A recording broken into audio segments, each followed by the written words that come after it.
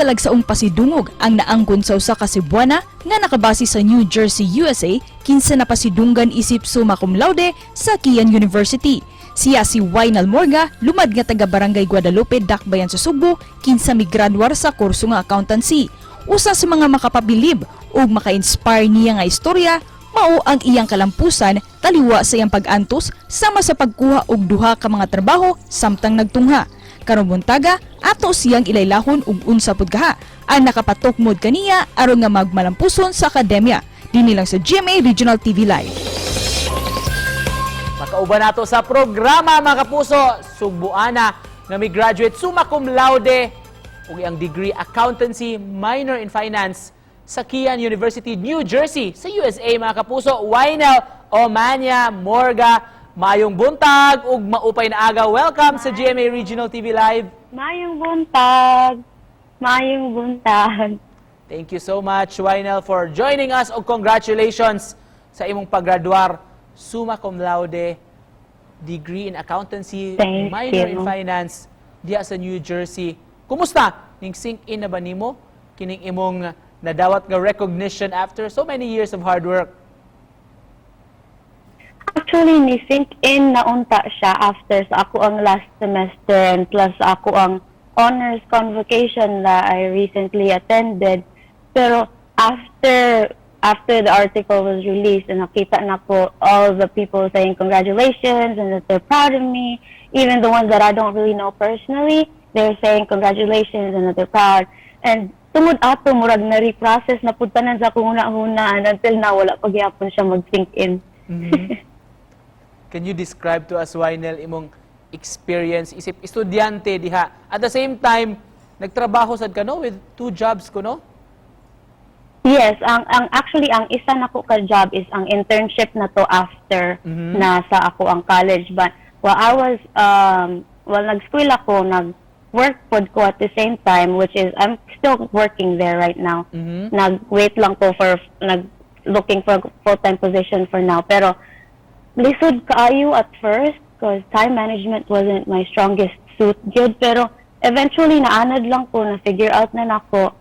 So may nakapa-motivate o nakapa-inspire ni mo, Wynell, nga mo excel sa klase? Ang ako ang main source of motivation is ako ang papa, akong biological dad yun. He passed away, unfortunately, when I was just 3 years old. And he had a degree in accountancy as well, pero unfortunately, he wasn't able to practice it. So that's what motivated me to follow his footsteps. Na-kuryoso lang din mi, Wynell, nga nung ni-migrate man mo sa USA?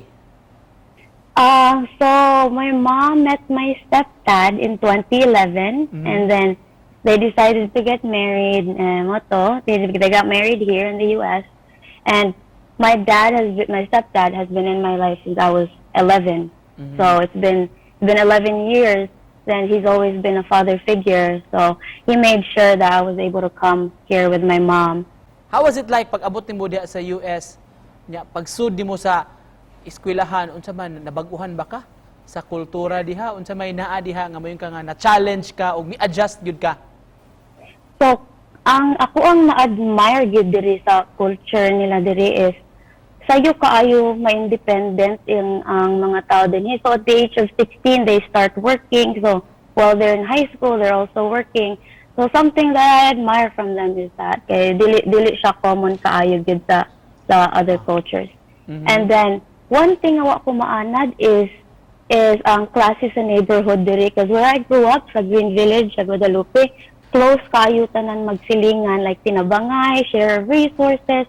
Pero dinhi pag abot na ko kay wala, we're just murag kamera ang tao kay pag first few days kay homesick kaayo ko kay wa gyud koy kasturya, no friends, nya di ko kasturya sa silingan. So mao na ako ang something that I didn't really find challenging to adjust, pero nabaguhan lang.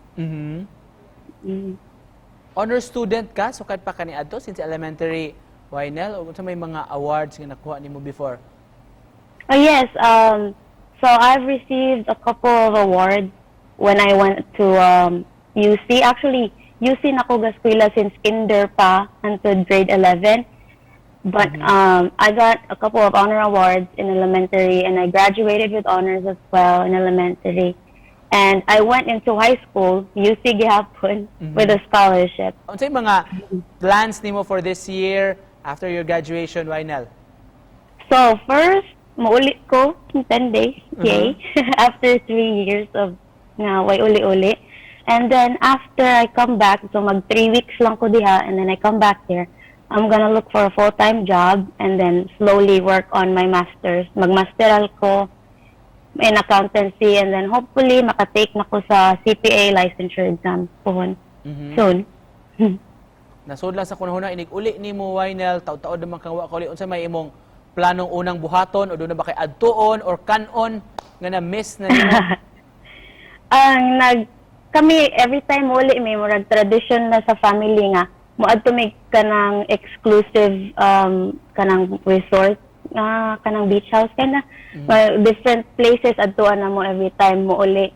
So that kana naglook forward ko og ang siomay sa tisa, giningaw ko sa siomay sa tisa. Mo ginako una ang tuon. Pagka-alegre. Isip pa na po, Wynell, just to close this. So, mensahe nimo sa atong mga viewers, mga kapuso nga nagtan-aw karon. So, no matter how hard it gets, padayon lang good na it will get to the point where you'll think to yourself, is this even worth it? Or am I good enough? Is this meant for me? Because it happens to me too. Pero every time it happens, I only say one thing to myself every time. It's that sometimes we have to do things that we may or may not like in order for us to be able to do the things that we love. And that's always worked for me so far. Wow. Thank you so much for joining us this morning with Thank inspiration. you. Wynell, amping diha sa US. Thank you. Kamu po diha. Thank you.